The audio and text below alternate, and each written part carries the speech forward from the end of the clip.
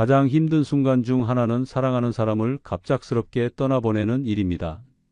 특히 집에서 사망이 발생했을 때는 슬픔 속에서도 여러 절차를 처리해야 하기에 더욱 당황스럽죠. 이런 순간에 필요한 정보를 미리 알고 있다면 혼란을 조금 덜 수 있습니다. 여러분, 50년을 함께한 배우자가 또는 늘 곁에 계시던 부모님이 어느 날 갑자기 숨을 거두셨다면 어떻게 하시겠습니까? 그 충격 속에서 무엇을 먼저 해야 할지, 누구에게 연락해야 할지 아십니까? 모르신다면 지금 이 영상을 끝까지 꼭 들으셔야 합니다. 제 어머니가 갑자기 돌아가셨을 때 저는 아무것도 할 수 없었습니다. 119에 전화해야 한다는 생각조차 들지 않았고 사망진단서가 필요하다는 것도 몰랐습니다. 그 결과 우리 가족은 200만 원이 넘는 추가 비용을 내야 했고 장례도 제대로 치르지 못했습니다. 이 영상을 끝까지 보시면 여러분은 그런 혼란과 경제적 손실을 피할 수 있습니다. 더 중요한 것은 사랑하는 사람을 떠나보내는 마지막 순간을 품위 있고 존중하는 마음으로 지킬 수 있습니다. 지금 바로 좋아요와 구독 버튼을 눌러주시고 끝까지 집중해서 들어주세요. 이 30분이 여러분과 가족의 가장 어려운 순간을 훨씬 덜 고통스럽게 만들어 줄 것입니다. 먼저 깊은 숨을 한번 크게 들이마시고 내쉬세요. 지금부터 제가 차근차근 알려드릴 내용은 여러분의 가장 힘든 순간에 든든한 안내서가 될 것입니다. 걱정 마세요. 저와 함께라면 이 어려운 시간을 잘 헤쳐나갈 수 있습니다. 사랑하는 사람이 갑자기 움직이지 않는다면 먼저 호흡과 맥박을 확인해야 합니다. 목의 동맥이나 손목에서 맥박을 찾고 가슴이 오르내리는지 살펴보세요. 거울을 입 앞에 대면 호흡 여부를 알 수 있습니다. 만약 호흡과 맥박이 없다면 즉시 심폐소생술을 시작하세요. 심정지 후 4-5분이 골든타임입니다. 하지만 이미 오랜 시간이 지났거나 시신이 굳었다면 다르게 행동해야 합니다. 이럴 때는 당황하지 마시고 제가 말씀드리는 대로 따라오세요. 어떤 상황이든 바로 119에 전화하세요. 당황스러워도 다음 내용을 꼭 말씀하세요. 정확한 주소와 찾아오는 길, 환자가 의식이 없고 숨을 쉬지 않는다는 것, 언제부터 이랬는지, 평소 앓던 병이 있었는지, 구급대원이 오면 그들이 전문적으로 사망 여부를 확인합니다. 이때 고인이 평소 먹던 약, 앓던 병을 정확히 알려주세요. 기억하세요. 이 정보가 사망진단서 발급에 매우 중요합니다. 이 과정을 제대로 알고 계셨다면 불필요한 시간 낭비와 혼란을 크게 줄일 수 있습니다. 119 구급대원은 사망을 확인할 수 있지만 사망진단서는 발급할 수 없습니다. 사망진단서는 의사만 발급할 수 있기 때문입니다. 이 사망진단서가 없으면 장례식장 이송부터 화장 매장 허가, 사망신고까지 아무것도 할 수 없습니다. 정말 중요한 서류입니다. 만약 고인이 평소 다니던 병원이 있었다면 그 병원으로 모시고 가서 담당 의사에게 사망진단서를 받는 것이 가장 좋습니다. 담당 의사는 고인의 병력을 알고 있어 사망 원인을 쉽게 판단할 수 있습니다.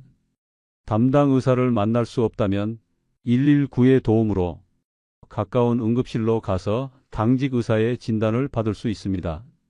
이때 고인이 평소 앓던 병과 먹던 약 정보를 꼭 알려주세요. 하지만 평소 병이 없었던 분이 갑자기 돌아가신 경우는 어떨까요? 이런 경우 경찰이 와서 변사 여부를 판단해야 합니다. 변사란 원인을 알 수 없는 갑작스러운 사망을 말합니다. 경찰은 현장 상황과 고인의 상태를 살펴본 후 검시나 부검 필요성을 판단합니다. 자연사로 보이면 병원으로 모셔 사망진단서를 받게 됩니다. 하지만 타살 가능성이나 원인을 알 수 없으면 검시나 부검이 필요할 수 있습니다. 부검은 가족에게 매우 힘든 결정이지만 때로는 법적으로 필요합니다. 사고사나 범죄 의심이 있으면 가족 동의 없이도 진행될 수 있습니다. 하지만 대부분 고령이나 기존 질병으로 인한 자연사라면 간단한 검시 후 사망진단서가 나옵니다. 현장에서 꼭 기억하세요. 제가 친절하게 알려드립니다. 고인의 신분증은 꼭 챙기세요. 모든 행정 절차에 필요합니다. 고인이 먹던 약이 있다면 모두 모아두세요. 의사가 사망 원인을 판단할 때 중요합니다. 가능하면 고인의 주치의나 평소 다니던 병원에 연락해 보세요. 감정적으로 힘들더라도 한 명은 반드시 정신을 차려야 합니다. 이것은 여러분의 잘못이 아닙니다. 당황스러운 것은 너무나 당연한 일입니다. 여러분, 이 영상을 끝까지 보시면 이런 혼란스러운 상황에서도 침착하게 대처할 수 있습니다. 계속 집중해 주세요. 이제 장례식장 선택과 고인 이송에 대해 알아보겠습니다. 여러분, 첫 번째 단계를 잘 이해하셨나요? 이제 두 번째 중요한 단계로 넘어가겠습니다. 차근차근 따라오세요. 이 부분을 제대로 알고 계시면 수백만 원의 불필요한 비용을 아낄 수 있고, 더 중요하게는 고인을 존중하는 방식으로 모든 절차를 진행할 수 있습니다. 사랑하는 사람의 숨이 멎은 후 충격과 슬픔 속에서도 다음 단계로 나아가야 합니다. 이제 고인을 모시고 장례를 준비할 시간입니다. 제 아버지가 돌아가셨을 때 저는 어떤 장례식장을 선택해야 할지, 어떻게 아버지를 모셔야 할지 전혀 몰랐습니다. 그 혼란 속에서 우리 가족은 많은 실수를 했고 필요 이상의 비용을 지불했습니다. 여러분은 이런 실수를 반복하지 마세요. 사망 진단서를 받았다면 이제 장례식장을 선택해야 합니다. 어떤 기준으로 고르는 것이 좋을까요? 장례식장 선택할 때 이것만은 꼭 확인하세요. 첫째, 위치입니다. 가족과 조문객이 쉽게 올 수 있는 곳이 좋습니다. 특히 나이 많은 가족이 많다면 교통이 편리한 곳이 중요합니다. 둘째, 비용입니다. 장례 비용은 장례식장마다 크게 다릅니다. 빈소 사용료, 시신 준비 비용, 손님 접대 비용 등을 미리 물어보세요. 큰 병원 장례식장은 편리하지만 비용이 비싼 경우가 많습니다. 셋째, 시설입니다. 빈소의 크기, 손님 맞이하는 공간, 화장실과 편의시설을 확인하세요. 장례 기간 동안 가족이 머물러야 하므로 중요합니다. 넷째, 서비스입니다. 장례를 도와주는 분의 태도와 전문성, 24시간 도움받을 수 있는지 등도 중요합니다. 장례식장을 정했다면 바로 전화하세요. 이때 알려줘야 할 내용은 고인의 이름과 나이, 돌아가신 시간과 장소, 지금 고인이 계신 곳, 유족 대표 전화번호, 장례 예상 일수입니다. 아직 장례 일수를 결정 못했다면 나중에 말해도 됩니다. 장례식장에서는 고인을 모시러 차를 보내줍니다. 이 차가 올 때까지 시간을 확인하고 그동안 고인과의 마지막 작별을 준비하세요. 이송차가 오기 전 가족들은 고인의 몸을 정리하고 마지막 인사를 나눌 시간이 필요합니다. 이때 알아둘 점은 고인의 몸을 깨끗이 닦아드리고 깔끔한 옷으로 갈아입혀 드립니다. 편안한 자세로 눕혀드리고 팔다리가 굳기 전에 바르게 해드리는 것이 좋습니다. 얼굴에 수건을 덮어드리는 것도 고인에 대한 예의입니다. 고인이 평소 소중히 여기던 물건이 있다면 함께 두어도 좋습니다. 이 시간은 매우 개인적이고 감정적인 순간입니다. 가족들이 각자 방식으로 마지막 인사를 나눌 수 있게 공간과 시간을 주는 것이 중요합니다. 서두르지 마세요. 괜찮습니다. 이런 감정은 당연한 것입니다. 충분히 시간을 가지셔도 됩니다. 장례차가 도착하면 고인은 전문 이송요원에 의해 모시게 됩니다. 이때 알아두세요. 이송 전 고인의 얼굴을 한 번 더 확인하는 것이 좋습니다. 집에서 나갈 때 고인의 발이 먼저 나가도록 합니다. 이는 전통적인 예법입니다. 고인과 함께 가져갈 물품, 옷, 신발, 안경 등을 미리 준비해 두세요. 가족 중 한 명은 고인과 함께 장례식장으로 이동하는 것이 좋습니다. 장례식장에 도착하면 염습과 입관 절차가 진행됩니다. 염습이란 고인의 몸을 깨끗이 닦고 수의를 입히는 과정입니다. 입관은 고인을 관에 모시는 일입니다. 이 과정은 전문가에 의해 진행되지만 가족이 참관할 수 있습니다. 원하신다면 참관을 요청하세요. 참관이 어렵게 느껴지더라도 고인과의 마지막 의식이라 생각하시면 도움이 됩니다. 여러분, 이 영상을 끝까지 보시면 장례와 관련된 모든 선택에서 현명한 결정을 내릴 수 있습니다. 잘 들으시고 계신가요? 지금 이 부분은 특히 중요합니다. 우리가 선택하는 장례 방식은 고인을 기억하는 방식을 결정하고 유가족의 마음의 안정에도 큰 영향을 미칩니다. 제가 말씀드리는 방법대로 하시면 후회 없는 결정을 하실 수 있을 겁니다. 장례 방식은 크게 매장과 화장으로 나눌 수 있습니다. 예전에는 매장이 일반적이었지만 요즘은 화장이 70% 이상을 차지합니다. 어떤 방식을 선택할지는 고인의 평소 뜻과 가족의 상황을 고려해서 결정해야 합니다. 매장을 선택한다면 묘지 구입과 관리 비용, 그리고 정기적인 벌초와 묘지 관리가 필요합니다. 공원묘지는 관리가 편리하지만 비용이 비쌉니다. 선산이 있다면 그곳에 모시는 것도 좋은 방법입니다. 화장을 선택한다면 화장장 예약이 필요합니다. 대도시는 예약이 빨리 차므로 장례식장에 도착하자마자 바로 예약하는 것이 좋습니다. 화장 후에는 육골의 안치 방법을 결정해야 합니다. 봉안당에 모시거나 수목장, 자연장 등 다양한 방법이 있습니다. 봉안당은 실내에 위치해 날씨와 관계없이 편하게 찾아갈 수 있습니다. 수목장은 나무 아래에 고인을 모시는 방법이고 자연장은 산이나 바다에 고인의 유골을 뿌리는 방식입니다. 각각의 장단점이 있으니 가족들과 충분히 상의하세요. 장례 기간도 중요한 결정사항입니다. 전통적으로는 3일장이 보통이었지만 요즘은 가족 상황에 따라 1일장부터 5일장까지 다양합니다. 장례 기간을 결정할 때는 멀리 있는 가족이나 친지들이 오는데 필요한 시간, 빈소 유지, 비용, 상주의 체력 등을 고려하세요. 너무 짧으면 조문객을 다 맞이하기 어렵고 너무 길면 상주의 체력적, 정신적 부담이 커집니다. 2에서 3일장이 적당한 경우가 많습니다. 장례식의 형태도 선택해야 합니다. 종교가 있다면 해당 종교의식에 따라 진행하는 것이 일반적입니다. 기독교, 천주교, 불교 등 각 종교마다 장례식 진행 방식이 다르니 종교 지도자와 상의하세요. 종교가 없다면 일반 장례나 가족장으로 진행할 수 있습니다. 최근에는 고인의 생전 모습을 기리는 영상이나 사진을 활용한 추모식이 늘고 있습니다. 고인의 성격과 생전 모습을 생각하며 가장 어울리는 방식을 선택하세요. 상주의 역할도 미리 정해두는 것이 좋습니다. 보통 아들이나 딸, 배우자가 상주가 되지만 요즘은 고인과 가장 가까웠던 사람이 대표 상주를 맡기도 합니다.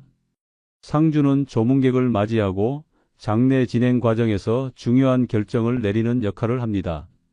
여러 명이 상주 역할을 나누어 맡으면 부담을 줄일 수 있습니다. 교대로 휴식을 취하며 체력을 관리하는 것이 중요합니다. 장례 비용 계획도 미리 세워두세요. 장례 비용은 크게 빈소 사용료, 장의 차량 비용, 염습 및 입관 비용, 상복 대여, 접객 비용 등으로 구성됩니다. 보통 300만 원에서 1000만 원 사이가 일반적이지만 규모와 방식에 따라 달라질 수 있습니다. 상조회에 가입되어 있거나 장례보험이 있다면 확인하세요. 고인이 국민연금 가입자였다면 장례비용 지원을 받을 수도 있습니다.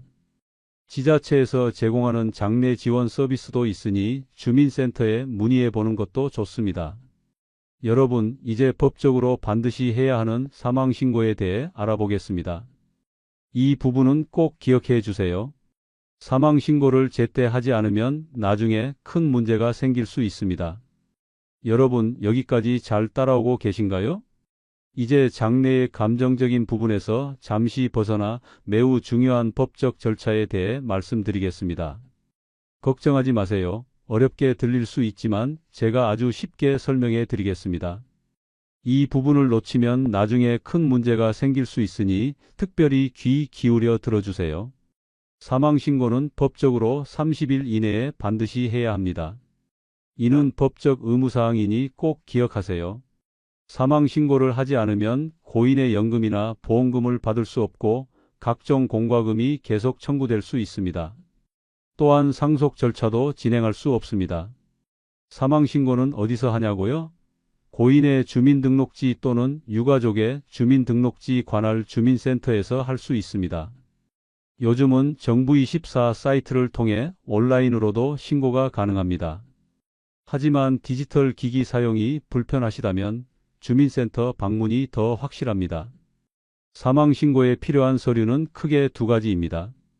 먼저 사망진단서 원본이 필요합니다. 앞서 말씀드린 대로 의사가 발급한 사망진단서가 있어야 합니다.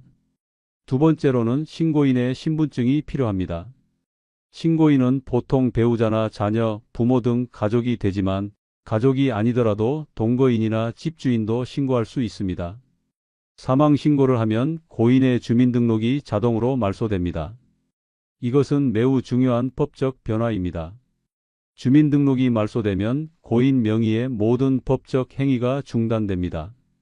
그렇기 때문에 사망 신고 후에는 다음과 같은 추가 정리 작업이 필요합니다. 먼저 모든 금융기관에 사망 사실을 알려야 합니다. 은행 계좌, 보험, 증권 등 고인 명의의 모든 금융자산에 대해 사망 사실을 통보하고 상속 절차를 밟아야 합니다. 둘째, 각종 공과금과 정기결제 서비스를 정리해야 합니다. 전기, 수도, 가스, 인터넷, 휴대폰 등의 계약을 해지하거나 명의를 변경해야 합니다. 셋째, 고인이 가입한 각종 회원 자격이나 구독 서비스도 해지해야 합니다. 사망 신고 후에는 추가로 사망자 등본을 발급받아 두는 것이 좋습니다. 이 서류는 향후 상속 절차나 보험금 청구 등에 필요합니다.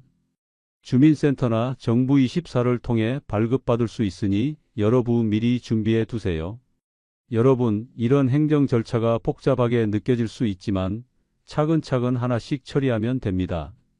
가족 중 한 명이 이 업무를 담당하고 필요한 서류 목록을 작성해 체크리스트로 관리하면 빠뜨리는 일 없이 처리할 수 있습니다. 이제 고인의 재산 정리와 상속 절차에 대해 알아보겠습니다. 벌써 5번째 장까지 오셨네요.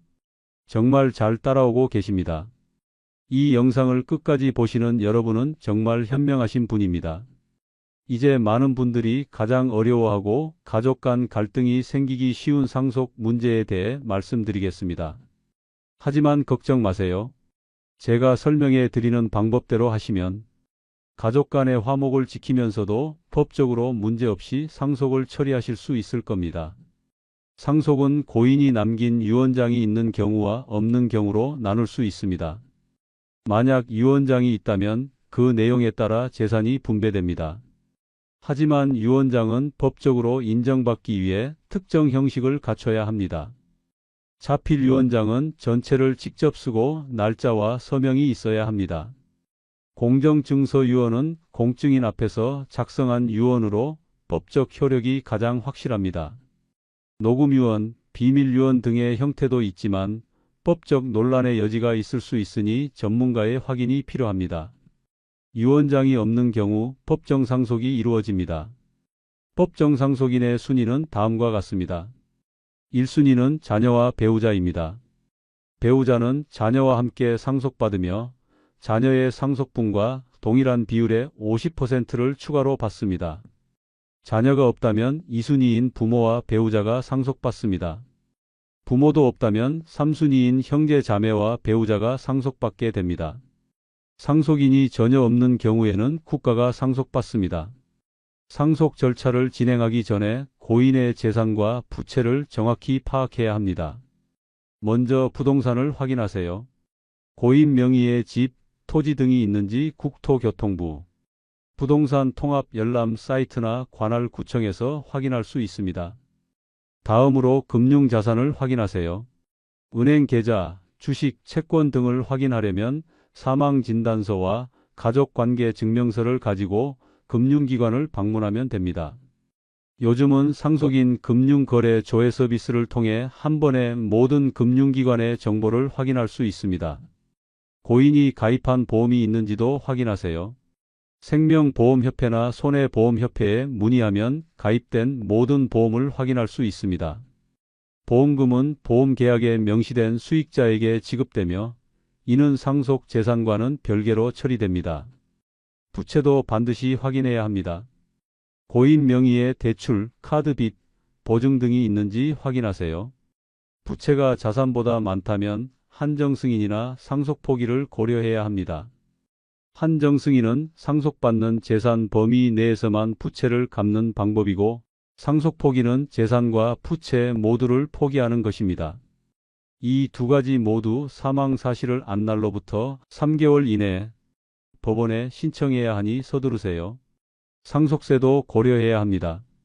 상속 재산이 5억 원 이상이면 상속세가 부과될 수 있습니다. 상속세 신고는 사망일로부터 6개월 이내에 해야 하며, 신고 기한을 넘기면 가산세가 부과됩니다. 상속세가 부과될 가능성이 있다면 세무사나 변호사와 상담하는 것이 좋습니다. 상속 재산을 나누는 과정에서 가족 간 갈등이 생기는 경우가 많습니다. 이를 예방하기 위해 상속인들이 모여 충분히 대화하고 합의하는 과정이 중요합니다. 필요하다면 변호사나 상속 전문가의 도움을 받는 것도 좋은 방법입니다. 법적 분쟁으로 이어지면 모두에게 정신적, 경제적 손실이 크니 가능한 원만하게 해결하려고 노력하세요. 여러분, 마지막으로 가장 중요한 이야기를 나누려 합니다. 바로 남겨진 우리의 마음을 돌보는 일입니다. 여러분, 지금까지 함께 장례 절차와 행정적인 문제들을 살펴봤습니다. 이제 가장 중요한 이야기를 나누려 합니다. 바로 남겨진 우리의 마음을 돌보는 일입니다. 제 아내가 떠난 후 저는 3개월 동안 잠을 제대로 이루지 못했습니다. 밥도 먹기 힘들었고 매일 아내의 물건을 만지며 울기만 했습니다. 그때 누군가 이렇게 말해줬더라면 얼마나 좋았을까요? 괜찮아요. 그런 감정은 너무나 자연스러운 거예요.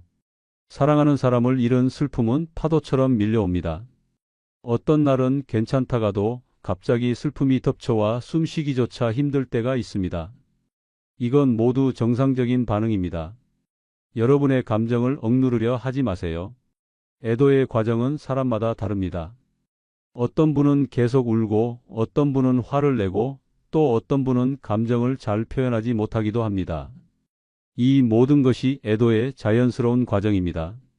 자신의 감정을 인정하고 받아들이는 것이 첫 번째 단계입니다. 가족이나 친구들과 감정을 나누는 것이 큰 도움이 됩니다. 같은 상실을 경험한 사람들과 이야기를 나누면 외롭지 않고 서로 이해받는 느낌을 받을 수 있습니다. 말하기 어렵다면 일기를 쓰는 것도 좋은 방법입니다. 일상생활로 돌아가는 것도 중요합니다. 처음에는 매우 어렵겠지만 규칙적인 식사와 수면, 가벼운 운동 등 일상 루틴을 유지하려고 노력하세요. 이것이 마음의 안정을 찾는 데 도움이 됩니다. 고인을 기억하고 추모하는 활동도 치유에 도움이 됩니다. 고인이 좋아하던 음악을 듣거나 사진첩을 만들거나 기념일에 특별한 의미 있는 활동을 하는 것도 좋습니다. 고인을 기억하는 방식에는 옳고 그름이 없습니다. 여러분에게 의미 있는 방법을 찾으세요. 혼자서 감정을 다루기 힘들다면 전문가의 도움을 받는 것도 좋은 방법입니다. 심리 상담사나 정신건강의학과 의사와의 상담은 슬픔을 극복하는 데 큰 도움이 됩니다. 지역 정신건강복지센터에서는 무료 상담 서비스도 제공하니 부담 없이 이용해 보세요. 종교가 있으시다면 종교 공동체의 지지와 위로를 받는 것도 큰 힘이 됩니다. 많은 종교에서는 사별한 사람들을 위한 모임이나 기도 모임을 운영하고 있습니다. 또한 비슷한 경험을 한 사람들의 모임인 유가족 자조 모임도 도움이 될 수 있습니다. 같은 아픔을 경험한 사람들과의 대화는 특별한 위로가 됩니다. 인터넷에서 유가족 모임 같은 키워드로 검색하면 찾을 수 있습니다. 시간이 흐르면서 슬픔의 강도는 줄어들겠지만 완전히 사라지는 것은 아닙니다. 특별한 날이나 추억이 떠오를 때 슬픔이 다시 찾아오는 것은 자연스러운 일입니다. 이것은 여러분이 고인을 얼마나 사랑했는지를 보여주는 증거입니다. 마지막으로 자신에게 친절하게 대하세요. 슬픔을 극복하는 데는 정해진 시간표가 없습니다. 자신의 페이스대로 회복되어 가는 것이 중요합니다. 때로는 웃고 즐거운 시간을 보내는 것에 죄책감을 느낄 수도 있지만 이것 또한 정상적인 회복 과정의 일부입니다. 고인도 분명 여러분이 다시 행복해지기를 바랐을 것입니다. 여러분, 집에서 사망이 발생했을 때의 모든 절차를 함께 살펴보았습니다. 이런 정보는 아무도 미리 알고 싶어 하지 않지만 알고 있다면 가장 혼란스러운 순간에 큰 도움이 됩니다. 사랑하는 사람을 떠나보내는 일은 인생에서 가장 어려운 경험 중 하나입니다. 하지만 이 모든 과정은 고인을 존엄하게 보내드리고 남은 가족들이 마음의 평화를 찾아가는 여정입니다. 오늘 나눈 정보가 여러분에게 도움이 되길 바랍니다. 혹시 지금 이런 상황에 처해 계신 분이 있다면 깊은 위로를 전합니다. 여러분은 혼자가 아닙니다. 이 힘든 시간도 결국 지나갈 것입니다. 그리고 아직 이런 상황을 경험하지 않으신 분들은 오늘 배운 내용을 기억해 두세요. 언젠가 여러분이나 주변 분들에게 큰 도움이 될 것입니다. 인생 노트는 앞으로도 여러분의 인생에 실질적인 도움이 되는 정보를 계속 전해드리겠습니다. 좋아요와 구독으로 응원해 주시면 더 좋은 영상으로 찾아뵙겠습니다. 감사합니다.